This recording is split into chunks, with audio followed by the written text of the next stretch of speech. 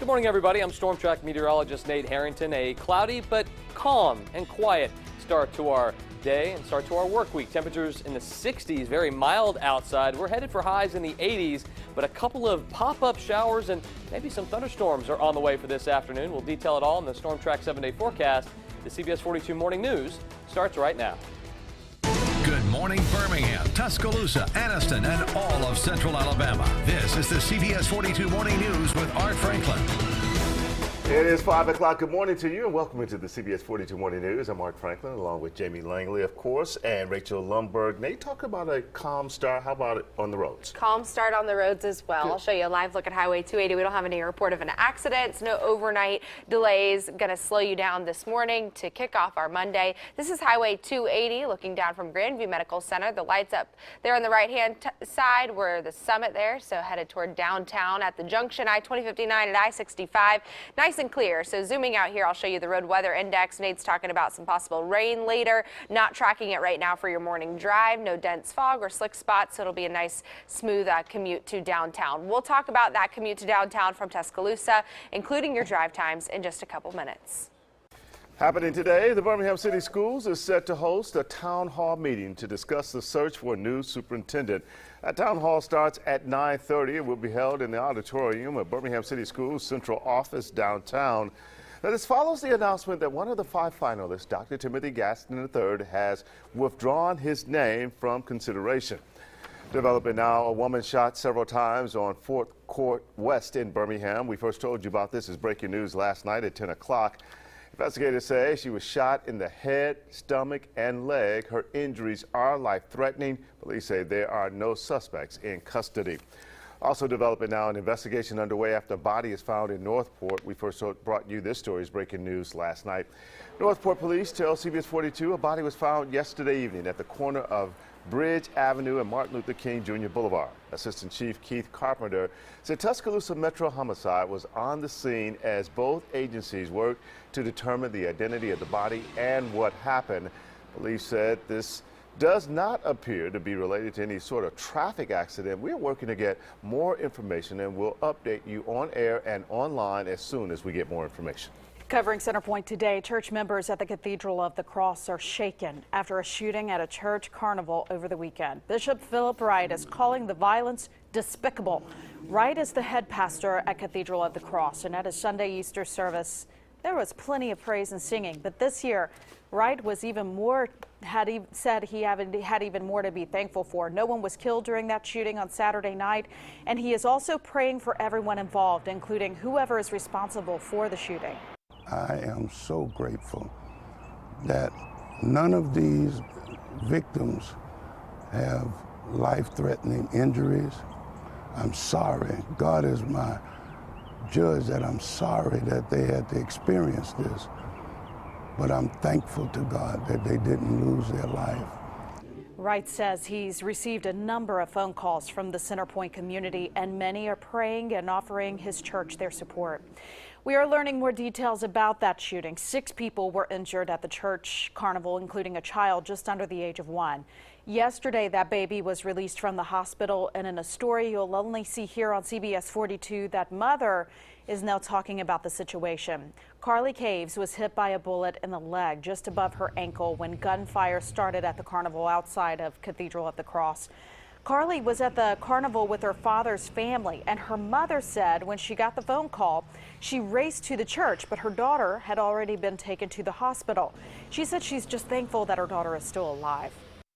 I was past that. I had got real weak and dizzy, and I'm calling my mom, crying, screaming through the phone. She don't know what I'm saying because I can't talk because I'm crying so bad. It was just so scary, like the worst thing that could ever happen to me. Imagine that my baby could be dead or even harmed. I just couldn't imagine that. Now, Cave says they'll be celebrating Carly's first birthday on Wednesday. Mild start to the morning, to our work week morning. Monday morning getting going, numbers in the 60s right now. A lot of spots in the 60s, more folks that are east of I-65, starting off in the 50s, though. Upper 50s for temperatures, 59 Gadsden, 58 right now in Moody, Talladega, 57 in Ashland, one of the cooler spots. That's all because we've got a good amount of cloud cover around. That's keeping temperatures on the mild side of things. There you see a lot of clouds for the morning time, but by the afternoon, we start to see those scattered shower chances go up. We're not talking everyone seeing one, but more scattered, 30–40% coverage for this afternoon. If you don't see any rainfall, you're going to see temperatures kind of holding in the low and middle 80s for afternoon highs. 84 Tuscaloosa, 83 Clanton, 81 in Jasper, 83 this afternoon in Anniston. We kind of repeat the performance for tomorrow, but more changes around for this week. We'll detail those in the Storm Track 7-day in just a few minutes. All right. Nate, thanks a lot. New this morning, with multiple homes going up in flames in Inslee, people in a nearby community are working to keep it from spreading into their neighborhoods. CBS 42 News reporter Sarah Canty joining us live from the South Titusville area, where they are planning to use the lessons learned from Inslee. Sarah? They are, because a few weeks ago, a group called the Men in Inslee started patrolling the Inslee neighborhood to try and put a stop to all of the fires that seemed to be set intentionally. And it appeared to be working, because when the men were out there, the fires stopped. But when they stopped patrolling, the fires started to flare up again. So Iva Williams saw what worked with that group, the Men in Inslee, and wanted to translate that to his neighborhood. People in the South Titusville neighborhood are being asked to do their part to keep their community from experiencing the same extent of fires and crime. People will do random patrols, and even if you don't want to go to that extent, you are asked to keep your porch light on at night to try and deter crime, especially if you live near an abandoned property. So what exactly are the issues here in the South Titusville community? We're going to be talking about that coming up in the next half hour. Live in Birmingham, Sarah Canty, CBS 42 News, local coverage you can count on. We're breaking right now. A major Atlanta freeway is shut down because of a chemical spill. This is a live look at the scene. Interstate 75 and 85, that's at the downtown connector there in Atlanta. We are told a truck overturned and spilled chemicals. Of course, we are working to get more information about this, so stay with us as we continue to get updates. New information is expected today after two women's bodies are found in Lake Tuscaloosa. They've been identified as 34-year-old Shelley Darling and 41-year-old Elizabeth Whipple. Police were called to West Winds Drive around 12:30 Saturday morning by the husband of one of the women, and he told police that his wife had gone sunbathing with some friends, and he was worried when she didn't come home that night. Well, the Tuscaloosa Dive Team and Tuscaloosa Lake Patrol formed a search crew after they found clothing where the women were last seen. Well, by 4:30 in the morning, they had found the women's bodies, and police tell us they do believe the deaths were accidental, but they are waiting on the coroner's report to release any more information. Developing now, police in Cleveland are looking for a murder suspect who posted video of an apparent homicide on Facebook. Overnight, Facebook is saying 37-year-old Steve Stevens did go live at one point during the day, but not during the killing. Police say he shot 74-year-old Robert Goodwin. Investigators say Stevens claimed to have committed other homicides as well. Police have not been able to find any evidence of that. Well, police are considering Stevens armed and dangerous. The FBI is assisting in the search for him. New this morning, some changes, some major changes coming to Max bus service, including a new way to make sure you don't miss your ride. CBS 42 News reporter Britt Moore live on 8th Avenue in downtown Birmingham with a look at some of the changes you will see. Britt, good morning.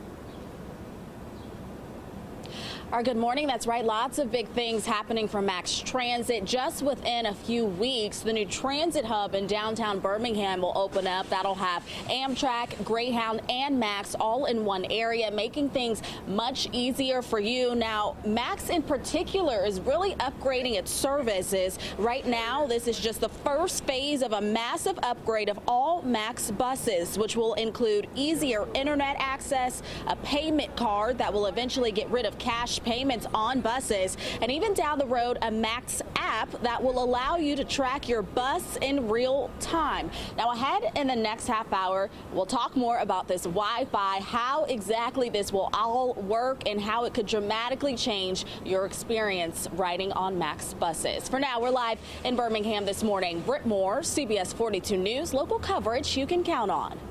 Still ahead this morning, the city of Boston getting ready for the famous Boston Marathon. Coming up, how racers and the city are preparing and the special dinner happening in downtown. Nate. Thanks a lot, Art. We're preparing for some scattered showers. Isolated thunderstorms are possible for today. The radar quiet right now, but could be active later this afternoon. We've got your full forecast after the break, Art. But next, the city of Alabaster getting serious when it comes to education. Straight ahead, we have a tour inside one new school. We'll tell you about that. You're watching the CBS 42 Morning News. We'll be right back.